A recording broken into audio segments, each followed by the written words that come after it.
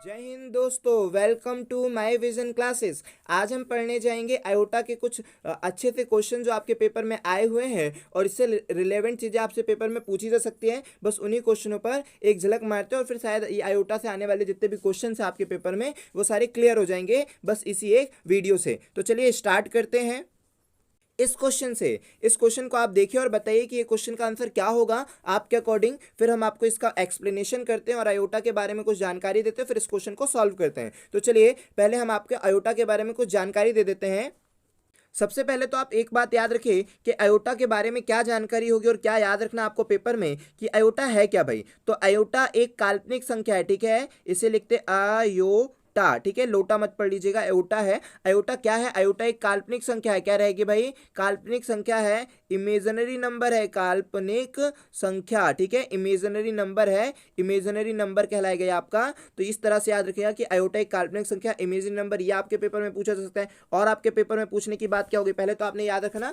तो अब काल्पनिक संख्याएं क्या होती है ये पूछा जा सकता है। तो काल्पनिक संख्याएं होती है रूट के अंदर कोई भी संख्या जो नेगेटिव में वो सारी संख्याएं काल्पनिक संख्या होगी, आप याद रखिएगा, ठीक है। रूट के अंदर अगर कोई संख्या नेगेटिव में वो सारी संख्याएं काल्पनिक संख्या में आएगी, इस बात को याद रखिएगा। इसका मतलब कि अंडर रूट -1 हो गया, अंडर रूट -4 हो गया, अंडर रूट -3 हो गया, जितने भी है ना सारे के सारे अंडर रूट अगर अंदर है, अंडर रूट के अंदर और नेगेटिव है, वो सभी काल्पनिक संख्याएं कहलाती है। आप इस बात को याद रखिएगा। अब और जानकारी जो पेपर में आ सकती है कि आप आयोटा का मान याद रखिए कि आयोटा का मान होता है अंडर रूट -1। ये आपके पेपर में पूछा गया भैया ना, रेलवे में तो पूछा ही गया है और भी ऐसे एग्जामों में पूछा जा सकता है। इसमें कोई बड़ी बात नहीं है क्योंकि बहुत ही बेसिक सी चीजें बातें हैं जो आपको याद रखनी है कि आयोटा का मान अंडर रूट -1 होता है। फिर आयोटा का स्क्वायर आपके पेपर में पूछा सकता है, तो इसका मान हो जाएगा माइनस का मान हो जाएगा। फिर आयोटा क्यूब पूछा जा सकता है। आयोटा क्यूब को आप कैसे लिखेंगे भाई? आयोटा का स्क्वायर इंटू आयोटा। तो आप इस बात को कैसे लिख सकते हैं? आयोटा का स्क्वायर का मतलब होता है -1 और आयोटा, तो आप इसे लिख सकते हैं माइनस का आयोटा। तो आयोटा की पावर क्यूब का मान आपने लिख दिया माइनस का आयोटा, ठीक है। आपको आयोटा की पावर 2 का मान याद हो गया। आयोटा की पावर 3 का मान कितना हो गया भाई?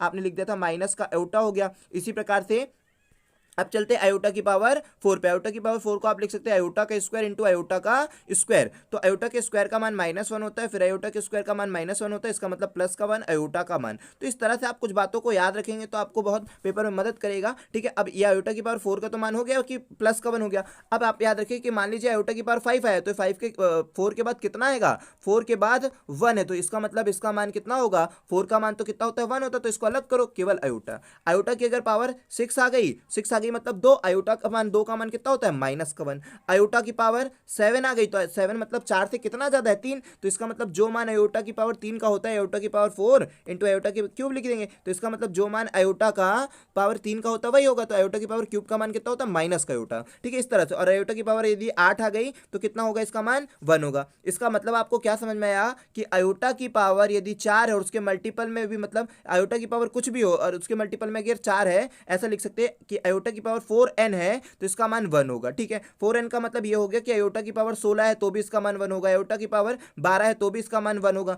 मतलब आयोटा की पावर 4 के मल्टीपल में कोई भी नंबर हो तो उसका मान 1 होगा। इसी प्रकार अगर आयोटा की पावर 100 है तो भी इसका मान 1 होगा, क्योंकि 100 भी 4 का मल्टीपल है। तो आई होप कि ये बात हम आपको समझाने में सफल रहे और आपको ये बात समझ में आई होगी। तो चलिए स्टार्ट कर क्वेश्चन को सॉल्व करना।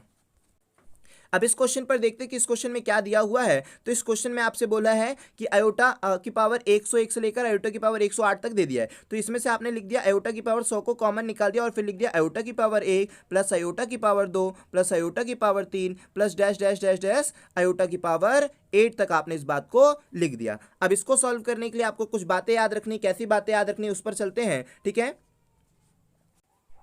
यहाँ पे जब आपने आयोटा की पावर 100 बाहर निकाली थी, इसका मतलब कितना होता है? 1। और फिर अंदर क्या बचा? आयोटा की पावर 1, आयोटा की पावर 2, आयोटा की पावर 3, आयोटा की पावर 4, ऐसे ऐसे करते करते आपके पास आयोटा की पावर 8 तक बचा। तो अब आप यहाँ पर समझेंगे बातों को कि 1 का मतलब तो 1 रहेगा, लेकिन आयोटा की पावर जो 1 हैगा वो कितना हो जाएगा? ये 1 किसका? आयोटा की पावर 100 का। आयोटा की पावर 1 का मतलब तो केवल आयोटा रह जाएगा। आयोटा की पावर 2 का मतलब माइनस का आयोटा हो गया। आयोटा की पावर 3 का मतलब माइनस आयोटा हो गया, ठीक है। आयोटा की पावर 4 का मतलब प्लस का 1 हो जाएगा। आयोटा की पावर 5 का मतलब फिर क्या हो जाएगा, फिर यही नंबर रिपीट हो जाएगा, ठीक है। 5 का मतलब प्लस का आयोटा, है ना, 5 का मतलब प्लस आयोटा, फिर 6 का मतलब -1 हो जाएगा, 7 का मतलब माइनस आयोटा हो जाएगा और 8 का मतलब प्लस का 1 हो जाएगा। आई होप कि ये बात आपको क्लियर हुई होगी। तो अब यहाँ पर देखते हैं कि क्या बात कटने वाली है, क्या बात बचने वाली है। तो आपने इसको जब सॉल्व किया तो इसका 1 का मतलब तो कुछ रह नहीं गया। अब जो बचता है वो क्या बचता है, वो बचता है आयोटा -1 माइनस का आयोटा प्लस का 1 प्लस का आयोटा -1 माइनस का आयोटा,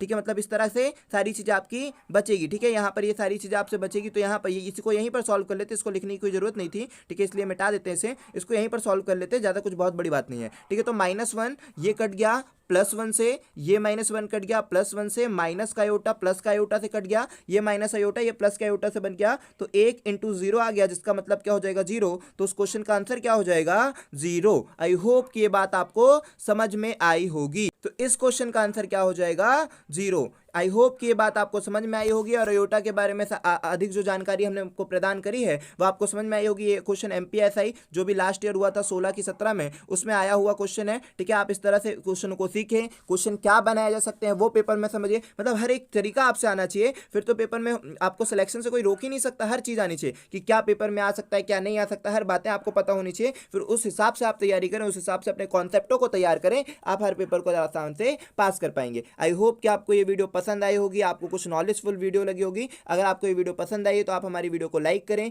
कमेंट करें, ठीक है, और उसके बाद चैनल को सब्सक्राइब करें, अपने दोस्तों के साथ शेयर करें। चलिए, जय हिंद दोस्तों।